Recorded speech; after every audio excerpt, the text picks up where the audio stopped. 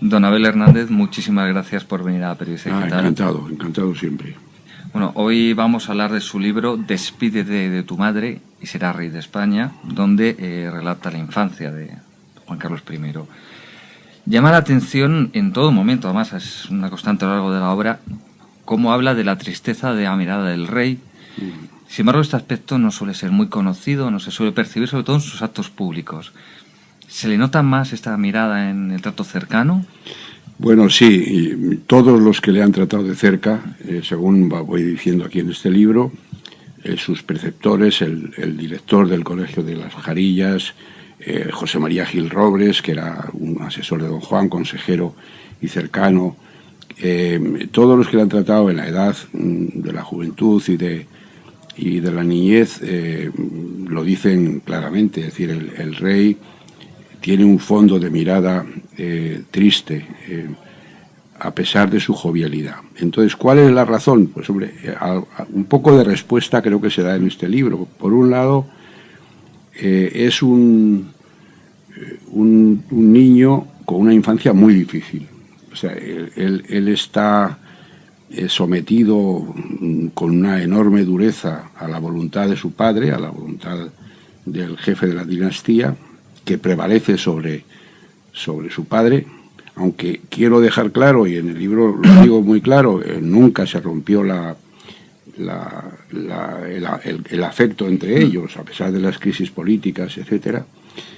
Y por otro lado, pues esa responsabilidad que pesa sobre él desde que nace prácticamente, pero sobre todo desde los 3 y pico años, cuando todavía en vida de Alfonso XIII, cuando renuncia en favor de don Juan, y don Juan le hace príncipe de Asturias y le pone el toisón, o sea, desde los 4 años, 3 y pico años, de que tiene conciencia. Este es un niño que tiene deberes, tiene responsabilidad, tiene el peso de la historia encima. Y entonces todo eso de vez en cuando y luego la soledad. O sea, es un niño que a los 8 años recién cumplidos, es un invierno tremendo en Suiza, en Lausana, está con su abuela, la reina Victoria, y otras gentes en una estación de los Alpes. Están pasando unas vacaciones estupendas.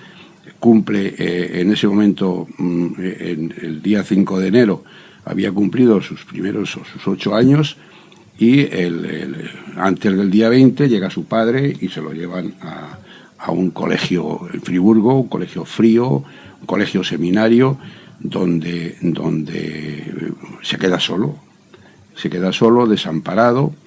Él se siente solo y como abandonado. Su padre se van a ir a Estoril unos días después, y su padre prohíbe terminantemente, para que se endurezca, según él, prohíbe a su madre incluso que hable por teléfono en los primeros 15 días. Él lo pasa muy mal en esa primera experiencia. Una segunda experiencia que relato en el libro con cierto detalle es que lo embarcan hacia España, un país desconocido, en noviembre, en un tren por la noche, con unos señores muy respetables, y llega aquí a ese país soñado, pero que lo ve tremendo. Era la posguerra, era un desastre. Acababa de morir aquella noche un monárquico, un chico en peleas con los falangistas, que estaba en la cárcel, no sé qué. Es decir, había unas luchas tremendas entre el régimen contra la monarquía. Y en ese ambiente, con un señor al que tenía que cumplimentar, que se llamaba Francisco Franco, que era el jefe del Estado y que era el enemigo de su padre. Bueno, rodeado de todo esto, en una enorme soledad. Entonces, luego le montan un colegio en las Jarillas para él, en función suya, con un grupo de gente de confianza, más de la aristocracia, de las clases altas. Y ahí respira un poco. O sea, él ahí empieza a recuperar su vida, pero en todo caso, en las peleas políticas de don Juan y Franco, enseguida lo devuelve, don Juan lo saca de las Jarillas para tomarlo como rehén político de los tejemanejes con Franco, y lo vuelve otra vez a volver a Estoril. Bueno, en fin, es un ir y venir, una trashumancia permanente con la maleta a cuestas, y por eso la portada y el título Despídete de su madre, porque él en todo momento, tanto en Friburgo como en Madrid, en Las Jarillas, como después de San Sebastián, en Miramar, cuando suena el teléfono y dicen que le llaman, es su madre. Entonces sale corriendo diciendo mami, mami. O sea, su madre es la que le acoge afectivamente con más esto. Y don Juan, pues eso, lo trata con una especial dureza, porque cree que así se forja el carácter, y probablemente es verdad. O sea, las infancias, una infancia dura produce o genera hombres fuertes a veces, ¿no? Y en este caso, pues gente fragua un carácter de hombres de una pieza, y yo creo que eso le ha venido bien al final. No hay mal que por bien no venga a don Juan Carlos. Y todos estos periodos de soledad, pues en Friburgo, en Las Jarillas, en San Sebastián, incluso muchas veces en Estoril, cuando los padres se ausentan para ir de cacería a África, sí, y a otras zonas también. ¿Cuál pudo ser la más dura para Juan Carlos, y en qué se refugiaba? Yo creo que le marcó la primera. Él lo recuerda en el libro, entrevista que hace con Vilallonga. Él recuerda ese momento de dureza tremendo de Friburgo, al que va y vuelve, porque luego lo sacan, lo vuelven otra vez, o sea, en esas peleas por la estrategia o la táctica política. En Friburgo lo pasó muy mal, incluso con rabietas, como cuento ahí, en un desamparo allí tremendo, sobre todo cuando sus padres se marchan ya a Estoril, ¿no? Ya no están en Suiza. Él tenía el consuelo de su abuela, de la reina Victoria, que estaba en Lausana, y que los fines de semana, menos cuando le castigaban sin salir, como aparece ahí en alguna anécdota, pues él iba a Lausanne, y pasaba el fin de semana con su abuela, por lo menos, ¿no? En el Hotel Royal. Pero el tiempo allí fue tremendo. Su hermana Pilar me cuenta cómo ella y su madre dice, estaba sucio, no se lavaba mucho porque hacía mucho frío, y tuvimos que dar 3 aguas, ¿no? Fue un desamparo tremendo, y él sintió ahí la soledad, el creerse abandonado, la dureza ahí empezó la dureza. Y luego hay un episodio tremendo, que es cuando le tienen que operar del oído. Sus padres están en el Caribe, invitados por el rey de Bélgica, doña María y don Juan, y el Vegas Letapié, que era el preceptor, no sabe a dónde acudir, porque el niño tiene unos dolores tremendos. Va a una clínica y le diagnostican un problema, una otitis fuerte, que tenían que operar. Entonces el hombre llama, no había móviles, no había nada, los padres estaban divirtiéndose, y la abuela, por fin, la reina Victoria, pues le autoriza que le operen, y dice ahí que pasó varias noches que le fluía el oído, lo tuvieron que operar, unos dolores tremendos, y él gritando mami, mami, ¿no? O sea, echaba en falta a su madre siempre. Y luego el otro momento muy duro, que es cuando empieza de verdad se da cuenta de que está solo y que está siendo un instrumento al servicio de los intereses que él no comprende todavía. Es cuando le embarcan en noviembre con 10 años en el Lusitania Express por la noche, camino de España, y llega a la estación de Villaverde. Un día frío, le llevan al Cerro de los Ángeles a que renueve la consagración de España al Sagrado Corazón que le ha dicho su abuelo Alfonso XIII. Él no entiende nada, está helado de frío, allí rodeado y solo, ya digo, y con un ambiente hostil, porque había un clima. De hecho, aquel día iban a llevarlo a ver a Franco, tuvieron que aplazar la visita por la situación, ¿no? Por el enfrentamiento entre falangistas y monárquicos. Total que esa fue su vida, y yo creo que sí, que probablemente esos 2 momentos son los más. Luego se tiene que ver con Franco, y ahí cuento una anécdota divertida, que le pregunta por la lista de los reyes godos, bueno, de entrada le trata a su padre como el príncipe, no, de Alteza, no le trata de rey, que es como le llamaban en Estoril, todo el mundo en la casa y fuera, los que venían allí, y él se da cuenta de, no, mi padre, el rey, está muy bien. Entonces Franco se pone ya tenso porque dice, bueno, ¿qué es esto? Aquí no hay rey, ¿no? Y ahí hay un ratón que está jugando a los pies del sillón de Franco. Es una anécdota que demuestra mucho, no sé. Y dice, ¿yo cómo iba a estar pendiente de la lista de los reyes godos si estaba viendo un ratón a los pies de Franco? Franco le regala una escopeta, un niño con 10 años, le dice que le va a llevar a cazar faisanes a Aranjuez. En fin, es todo un despropósito. Pero claro, él sabía que ese hombre pequeño, que lo ve como más pequeño que lo que se imaginaba, con una cierta barriga, gordito, que quería ser simpático forzadamente y tal, pues, y que luego le enseña la habitación donde había pasado la noche antes de la boda a su abuela.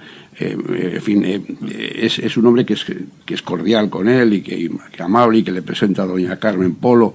Pero él sabe que ese hombre es el que en su casa están diciendo que es el enemigo de su padre y que le está haciendo la vida imposible. Entonces, por tanto, es todo un contraste. Y luego ya cuando va creciendo, pues primero tiene que dejar a su padre de lado. O sea, su padre no tiene nada que hacer, Franco la ha descartado y no va a poder llegar al trono. Él sabe seguro que su padre está descartado.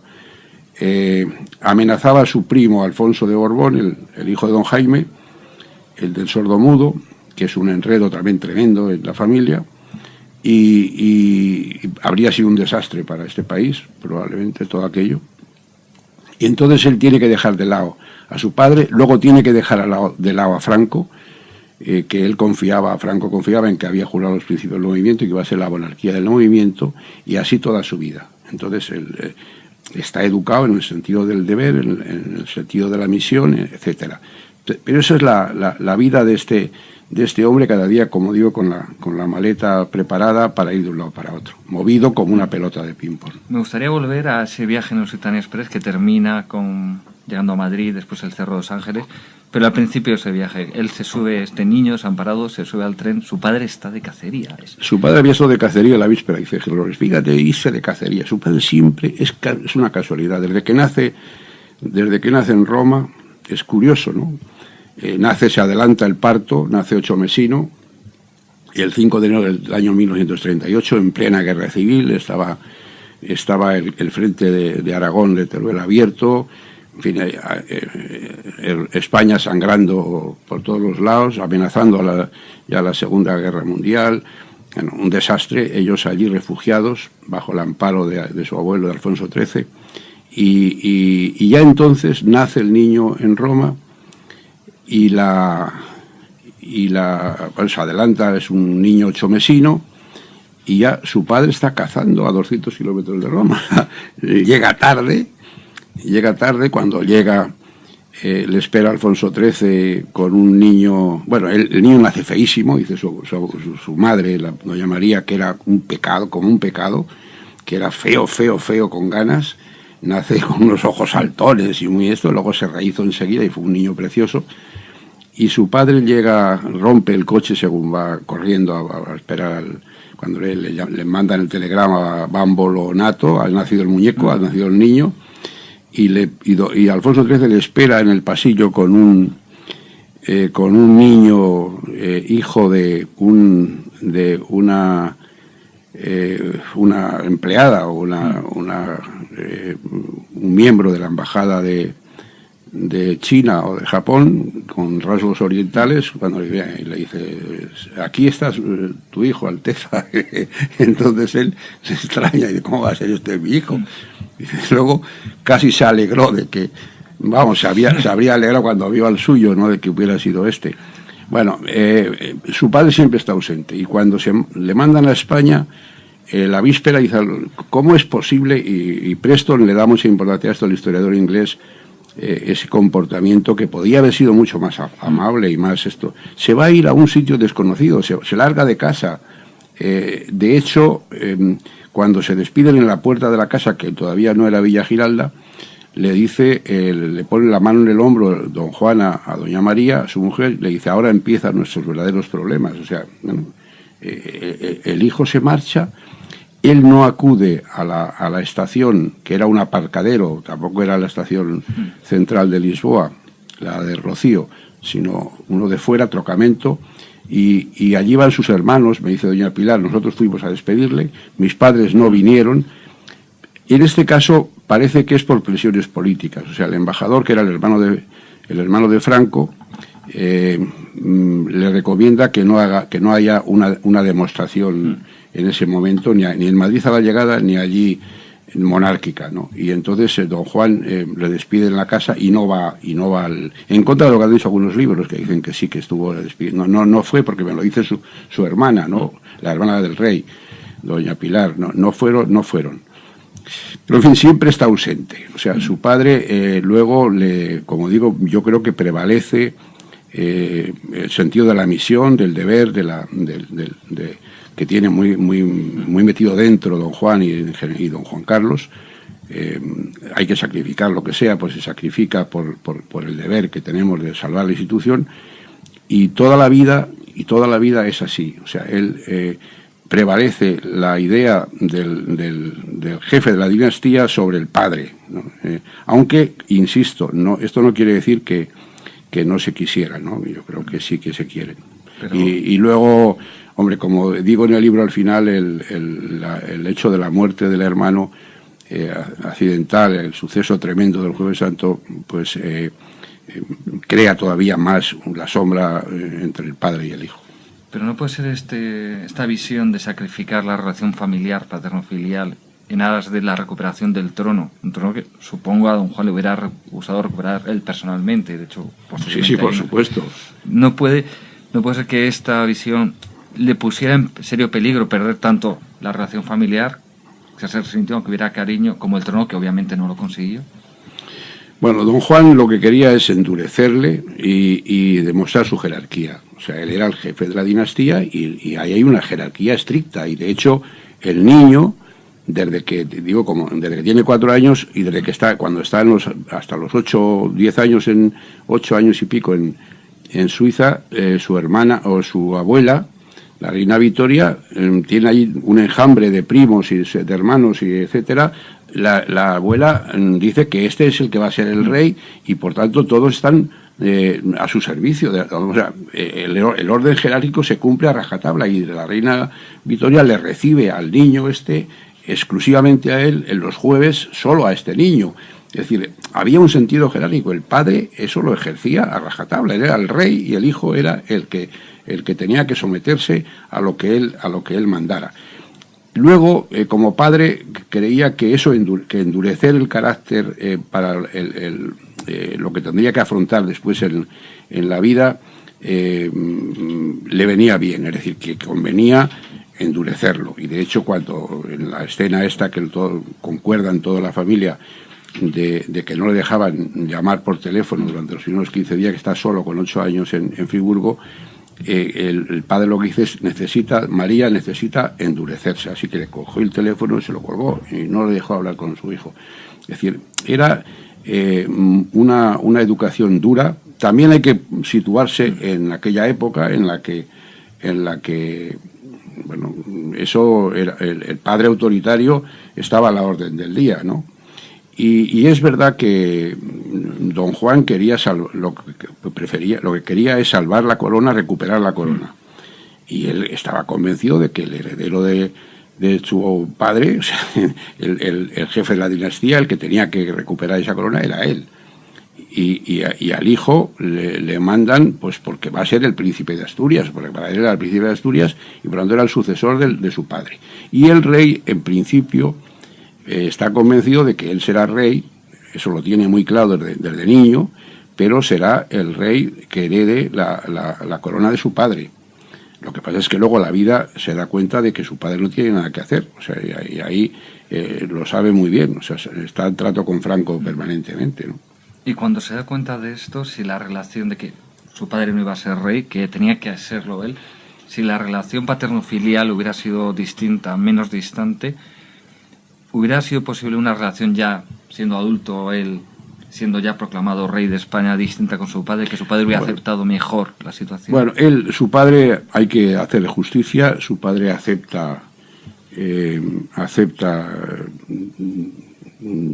de buen grado el que su hijo sea rey de España en el momento en que se da cuenta de que su hijo cumple el papel que él pensaba hacer, es decir, va a ser rey de todos los españoles, va a establecer un sistema democrático y de hecho abdica formalmente en la Zarzuela, una mañana tremenda, realmente dura para él, abdica en su hijo cuando están ya convocadas las primeras elecciones generales y por tanto después su padre reconoce y se siente enormemente orgulloso de su hijo, dice que es el rey que más han querido los españoles desde Felipe II.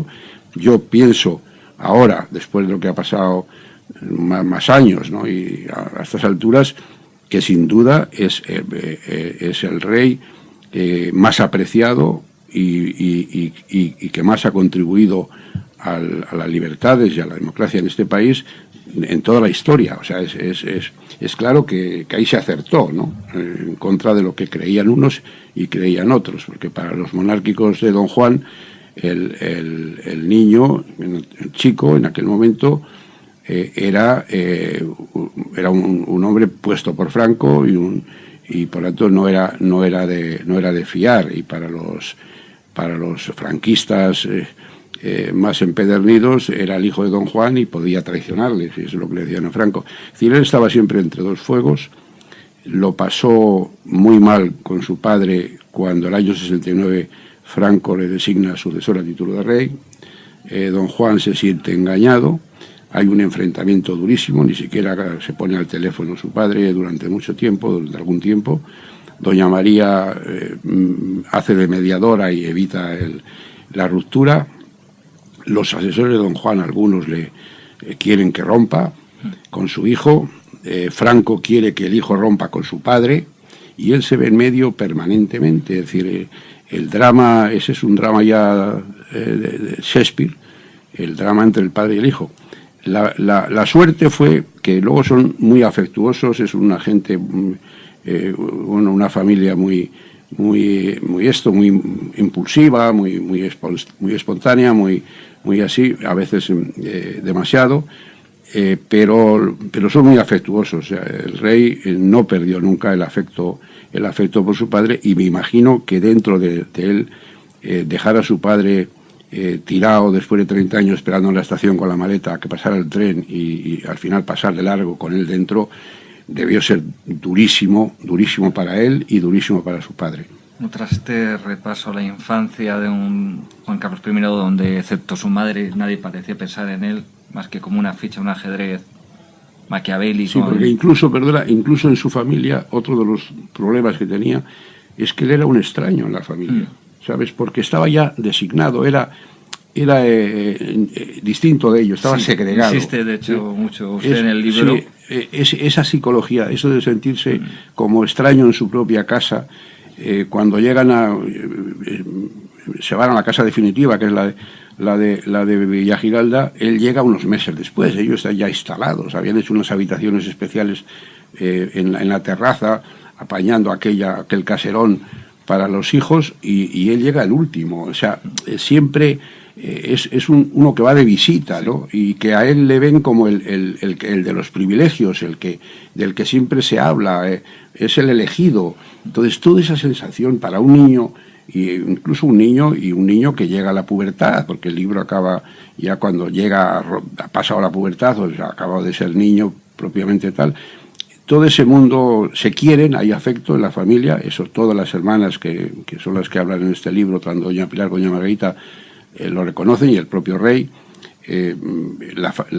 No se pierde el afecto familiar, y gracias, como dice doña Margarita, a que su madre, en silencio, calladamente, lo que quería es que hubiera una familia, y al final lo consigue. Y de hecho, bueno, como decía antes, luego acaba muy bien. O sea, su padre, una vez que renuncia al trono en favor de su hijo y se establece la democracia y ve que esto funciona, muere feliz, vamos, muere, o sea, el sueño de su padre se cumple en el hijo a pesar de que deja a su padre de lado. Bueno, este es el tema. Ya una última consulta relacionada con el libro, pero ya no sobre el libro. Vemos su libro, ha habido últimamente más libros sobre la figura del rey. ¿Por qué este interés de repente en la figura del rey, en su vida personal, en su infancia? Pues no lo sé. Yo hice un libro que se llamaba Don Juan y Juanito, que era sobre este drama personal entre los dos cuando no había esta expectación hace 2 años o 3. Cuando empecé a escribirlo hace 3 años. Ese libro, yo arrancaba en el andén de la estación de Lisboa, camino de Madrid, la noche de noviembre, con el niño con el año 48, y quedó todo lo anterior, o sea, lo previo, la infancia, desde que nace en Roma, todo su paso por Suiza, la llegada de su padre Sestoril, todo ese mundo, que es muy interesante, pues quedaba sin tratar, y me pareció parecía a mí, a la editorial, que había que recogerlo, pero no tenía más historia la cosa. Yo no sé si la editorial, que es la que te firma un contrato para que escribas un libro, pues comercialmente vio ahí una mina, ¿no? Es posible y quizás, hombre, yo creo que se ha perdido un poco, se ha roto un poco el pacto en los medios de comunicación y en general en todo este mundo del mundo intelectual, etcétera, en relación con la corona, un pacto tácito de respeto mutuo. El rey ha sido hay que reconocerlo, un hombre que le ha preocupado mucho su relación con los medios y ha actuado, yo creo que maravillosamente con los medios siempre, ¿no? O sea, a él le ha interesado mucho esto. Y es cierto que por una serie de circunstancias muy presentes ahora mismo, como pues fue el divorcio de la hija y ahora el problema de Urdangarín, etcétera, pues es posible que este tema, la boda del príncipe con una plebeya, digamos, no de sangre real, pues todo eso ha hecho que la monarquía bajara más a la calle y que la discusión se trivializara y que hayan surgido crónicas rosas, muchas crónicas rosas en torno a esto. A mí me parece bastante detestable y por eso yo quiero dejar muy claro de que Despídete de tu madre no es una crónica rosa. He intentado hacer un esbozo histórico lo más ágil y entretenido posible, pero nada de morbosidades, o sea, no lo más eso que aparece es la muerte del hermano, que es el último capítulo, pero porque era necesario contarlo y con el enorme respeto y gran compasión. Es decir, a mí me parece que que buscarle ahí 3 pies al gato es una tontería. Por otro lado, yo pienso que la monarquía está suficientemente asentada en España y que, como digo, en el prólogo, recogiendo una frase de Francisco Umbral, la noche del 23F, que escribió en su artículo, creíamos que merecíamos algo mejor que un rey y nos hemos convencido de que tenemos un rey que no nos merecemos. O sea, yo creo que ese es un poco lo que yo pienso, sinceramente. No hace falta ser monárquico, esencialista para creer esto, ¿no? Yo creo que los españoles, la opinión pública española está claramente no quiere un cambio hacia una fantasmal república en este momento, para nada, vamos. Pues don Abel Hernández, muchísimas gracias por haber venido a Periodista Digital, hablar sobre Despídete de tu madre y a través de esa conversación también hablar de infancia y de cómo se forjó el carácter del rey Juan Carlos. Muchas gracias a vosotros.